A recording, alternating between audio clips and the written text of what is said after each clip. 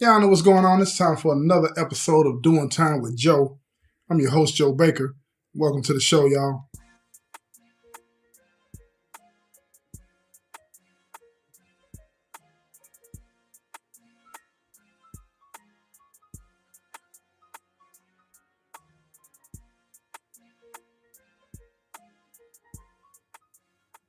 Before I get started with this show, I want to send a happy birthday out to my son, Boo. You know what I'm saying? Y'all know some of y'all, a lot of y'all, probably most of y'all listen to his show. You know what I'm saying? Boo Baker. Okay, so boom. I love him, and I wish him all the success. And he's putting in a lot of hard work, y'all, and doing some great things since he's been out. I haven't seen many people accomplish what he's accomplished in the time that he's been out, starting out at the bottom. And I'm extremely proud of him, and I want to thank all of y'all out there for supporting him in all of his endeavors. Man. He deserves it. He works hard, and keep it up, Boo. I love you, man. But in this episode, I'm going to talk about this gal named Shirley, right? Now, folks Tez, right? It's his girlfriend. And I had the fortune of being on the compound with him for a little bit, and he told me a lot about his girl. I met her, you know what I'm saying, and got to speak with her, kick her with her on a few occasions. Little sis, what's up with you? And I learned a lot about her, right? And this woman here went through a lot. She had a hard life, right? But what a lot of people found out about her is she had that work. But what they didn't know is the story behind it, how she came up in the streets, in the game, and became somebody that she rocked that thing. You know what I'm saying? If you into that, she rocked that thing. But I'm going to tell her story. But I'm not just going to talk about, you know what I'm saying, the packs that she used to send to folks and all this and that. I'm going to talk about how she ended up like she ended up. Because I think that's really relevant to the whole situation here. And how a lot of people end up doing some things that if they had more opportunities and better opportunities, they wouldn't do, right? But that's Shirley. But here we go. Shirley, by the time she was 12, right, she was being raised by her mother, single mother, because when she was 12 years old, her father was killed in the streets, right, in a dice game. Some young dude bumped down on the dice game and trying to rob him and all this and that, right? And her pops jumps up. As the story came to me, her pop jumps up, and before he can even reach and do anything about it, the young dude pop him, lay him down. You feel what I'm saying? And she's without her father. Now, everybody knew her pops. He was a hard-hitter dude. He was getting money out there in the streets. He was doing all these types of things, but he loved his daughter, and he made sure that he would take her to school and all of these types of things. And I know a lot of people might look at that and say, well, you know, he was in the streets. That's what comes with the streets. And I'm going to give you that. That's true. That's what comes with the street, because a person's in the street don't mean they don't love their kids. Now, I'm going to make an argument here and say that you can say that a person that's in the street is not expressing love in the right way to his kids, because if you really love yours, you know what I'm saying, you find a way to be with them. You don't do things that'll put you at risk. But this is how it went. This is what it was, okay? We're not going to get into the moralistic aspects of this show right now, okay? But he loved her. He loved her. And she mimicked everything that he did. This is important, y'all. She mimicked everything that he did. She watched him when he didn't think she was watching. So when he was killed, when he was gone out of her life, she, on a subconscious level, right? Now, when she talked to me, when I talked to her about this, she didn't use some of the words that I'm using, okay? But she told me she wanted to be like him. She was the only child, and she wanted to be like her daddy. She was a daddy's girl. And all daddy did was the streets. So when he was gone, she would be in the streets, because when you what she grew up at, in the streets was right in front of the house, right in the neighborhood, okay? It's not blocks away or something like that, right? So a lot of people think, you know, when you say something about somebody being in the streets, it wasn't about, you know what I'm saying, somewhere along the way. It's right there in the front yard in most cases, okay? And this is how it was for her. So when her daddy was killed, her hanging out on the porch, her hanging out in the yard was in the streets, because everything was going down right in that vicinity. So she's out there, 12 years old. Everybody knows her. Everybody knows her father, respected her father, loves her father. So when she steps out there in the streets, she got a few little weed sacks. Ain't nobody paying no attention to that. That's Shirley.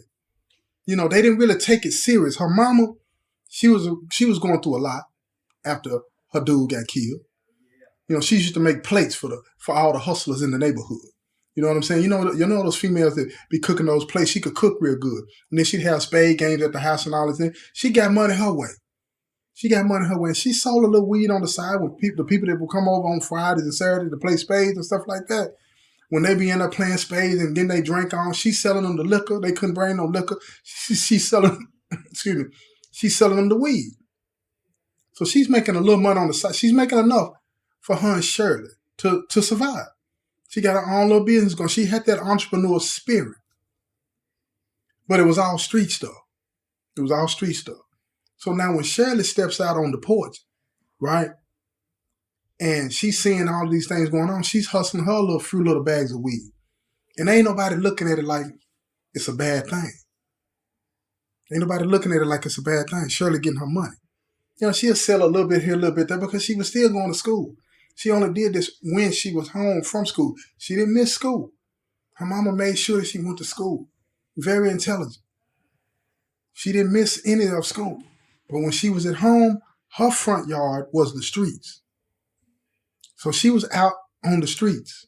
Like when we might go up in the neighborhood back in the day, be playing in the front yard, playing football and all of these types of things, playing hide and go seek and all those. Y'all remember them games? Hide and go get it, as some of us used to call it. That ain't how she grew up. When she was out playing in the front yard, she was out there playing with hustlers and prostitutes and things like that. You feel what I'm saying? And she was selling her little weed sacks. She'd get a bite here and a bite there. Sometimes the dudes that's up on the block, because they know and loved her and respected her, were looking out for her, they might send a bite her way. You know what I'm saying? Training her up in the game. So she's learning. You know, when you that age, when you around 12 years old, you sucking it up. This is when you're going to decide who you're going to be as a person. So she's sucking up all the game she could get. She's sucking it all up. And she's learning the streets. So as she's making her little money, she ain't having to ask her mom for money. Come on now, 12 years old. She got her own money. $200 or $300 a week was good for her. But she didn't want to go too fast. She'd make enough, then she'd do the girly things. You feel what I'm saying? She still get permission from her mom to go to the mall, to go to the store, to go buy some shoes, or go get her hair done, things like that. But she was paying her own way. She's becoming very, very independent. Very independent. And learning to take care of herself. But she's learning from the streets. Now you see all of these guys that's in the streets that her dad is age and older. Now they take her under their wing and they teach her, training about what an actual sack is. When she was getting those sacks, she would get them from her mom. They was already be bagged up, so she just go in her mom's stash and get them. Her mom didn't really trip because she's right there in the front yard. She's right there. So her mom didn't see her to be as being in any danger because everybody out there looked out for her. She didn't have to worry about running from the police because the police didn't come in the area like that. Y'all know the places that I'm talking about. Everybody always talking about the police and this and that. They weren't coming out there like that. So she was able to learn without interruption. She was protected. So she got groomed in a way to where most people wouldn't have. Because see, most people, when you find a block and all this and that, is not right there in your front yard, but it's away from the house, or it's by a store or at the car wash. Y'all know what I'm talking about. You know what I'm saying? Or got you a trap house somewhere. Y'all know what I'm talking about. You got to worry about the police kicking in the door and all these other things. But when you right there in your own neighborhood and the whole neighborhood is doing it, you know those sections of town, those parts of town where the police stays away from. They only come out there when they have to, when a body is in the streets. They don't really come out there like it. They might patrol the neighborhoods and make it look like they're doing this and doing that, right? But it's really not going down. You understand what I'm saying? Those types of neighborhood, that's where she was raised. So she's learning the game. She's learning from the old heads in the streets. She's learning the quantity of dope. She's learning the cost of the dope. She's learning the value of the dope. You feel what I'm saying? She's learning all the manipulation. She's learning all the game of the streets. She's learning how to interact with people. She's learning how to please her customers. She's learning how to talk her customers into spending more money than they intended to spend when they first came out there. And she's enjoying it because this is teaching her how to interact with people on a level that's way beyond her years. Now fast forward to 14. She's 14 years old. Now, it's a couple of other young guys up on the block that's older than her, 17, 18 years old. You feel me? Now Shirley's starting to develop and starting to look like a woman, not a little tomboy. She's a kid. She's a child. She's 14. But her body is starting to fill out. When her body's starting to fill out, now you got these dudes that are older than her, that are 3, 4, 5 years older than her. They're starting to look at her in a way that a 14-year-old shouldn't have to worry about. Because even though she know the street game and her mama done had to talk with her, you know what I'm saying? You know how it was when we were that age, y'all. Hormones are raging. And when you get a little dude that's 2 or 3 years older than her, talking fast and talking slick, she know the hustle game. You feel what I'm saying? But she didn't know how to apply the hustle game to that romance game. You feel? She don't know nothing about that. So when dudes in her grade, when she goes to school, she already seeing them as slower than her because she got this street thing going on. But when these dudes that have dropped out of high school or up on the block tell them how she look good and she cute, even though she might not be paying too much attention to that, she's liking that attention. The dudes at school, her age, they don't understand that. They might say something silly, pass a note, you like me, check the box, yes or no. All of that kind of, y'all know what we did when we were kids, that age? You feel me? But because she's been up on the block, she's developing this thing for older dudes because that's all she's around. Now, at this time, her mom starting to get with another guy. You feel what I'm saying? And she didn't mind that. You know, she knew her mom was going to have to eventually, you know what I'm saying, move beyond her pops. Her pop was gone. It's 2 years now. He's been dead. So her mom's got one of the dudes that she's seen before up on the block getting money and all this whole kind of stuff. And he treats her good. He doesn't mistreat her at all. You know what I'm saying? In fact, as far as street thing go, he would talk to her about the things in the streets and talk to her about, you know, the little boys that's trying to talk to her. And she would ask him questions. And she started to gravitate towards him, and he filled that role as her father. He didn't try to replace him. You feel what I'm saying? Because he knew that she always was going to love her father, but he let her know that he would be there for her. He would be there. And he was. So when she would ask him about these dudes, he would give her game and tell her to wait.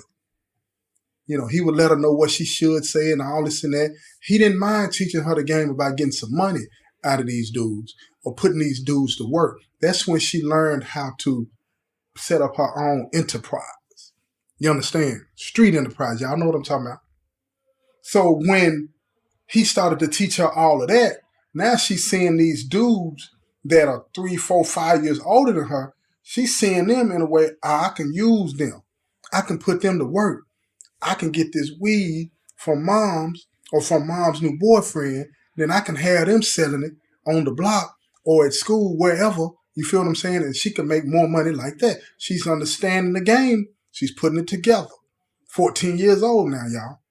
But keep in mind, she's still going to school, though. Doing really good, making her grades. You understand what I'm saying? But when she was out of school, she's getting her bread. And she learned all the lingo of the streets. Now she's starting to nurture and learn the things about setting up her own plugs. Now she's buying stuff she's getting stuff from her mom, but she's buying it from her mom's boyfriend. Okay? And her mom's boyfriend is starting to be heavy in the game. He's moving up. You feel me? He don't just sell weed.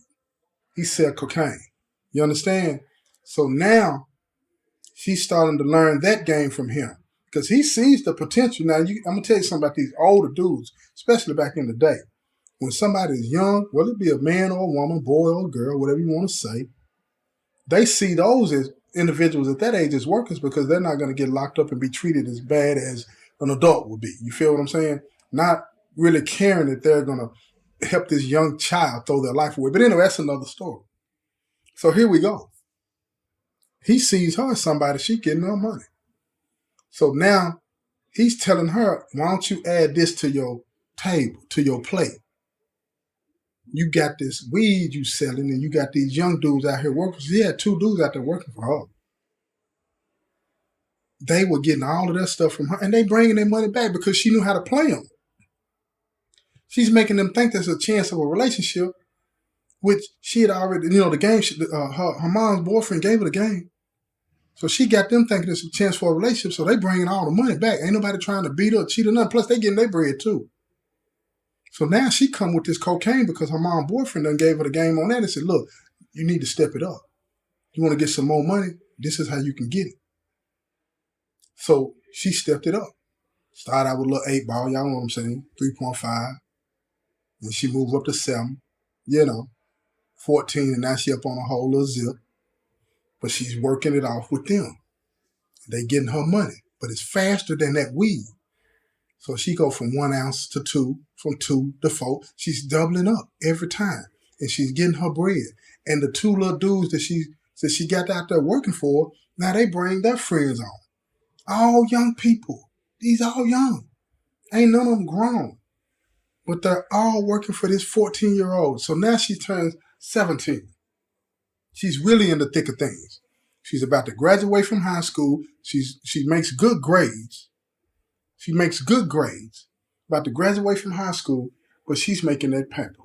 She's making that paper, y'all.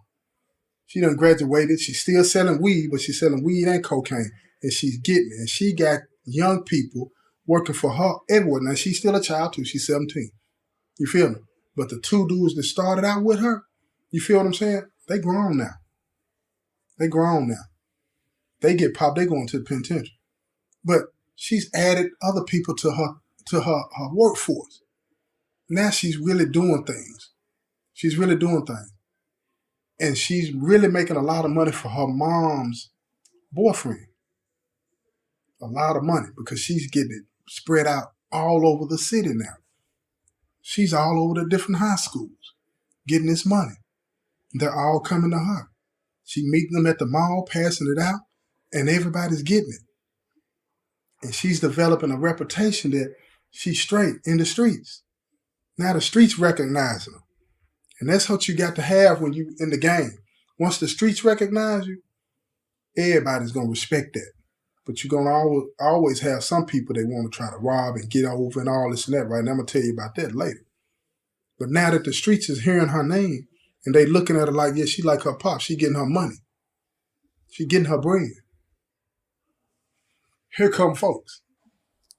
Here come folks. Tez. She run into him when she was 17. So little folks, he sweep her off her feet. Now folks is older than her. He's 4 years older than her.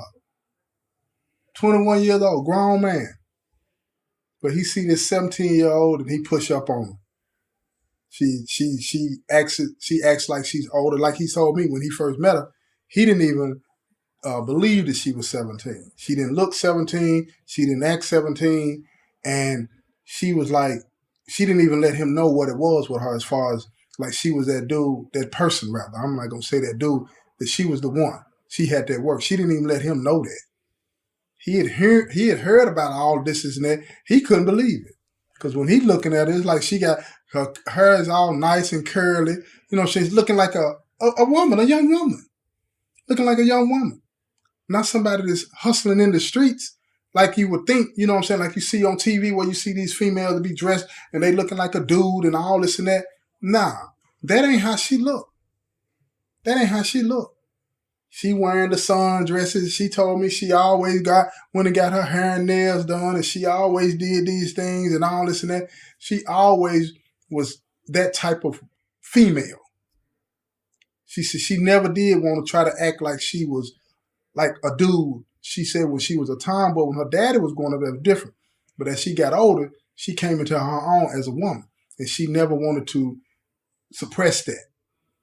So when she was out there getting her money, you know what I'm saying, she didn't even look the role. So Tez push up on her. They fall in love, all this and that. Tez, he was her first dude. You know what I'm saying? He was her first. Now they in love and all this and that, and she still getting her bread, and she started caking it. Ted's getting a little money, but he ain't getting it like that. So when he's watching her, he's seeing her put in work. She got people calling her, talking to her, meeting her. He dropping off stuff for her. So now Taz, he's sitting back looking. He wasn't one of them type dudes that's going to get jealous about his gal getting that bread. He's sitting back looking. Now he become lazy, thinking he ain't got to do nothing. So she start using him for what he was. You know what I'm saying? Whenever she wanted to mess around, he was that dude. Whenever she needed something moved over here to taken to the other part of town, he was that dude. He was in and out of the county jail doing 3 and 4 and 6 month little bits because he was a petty dude.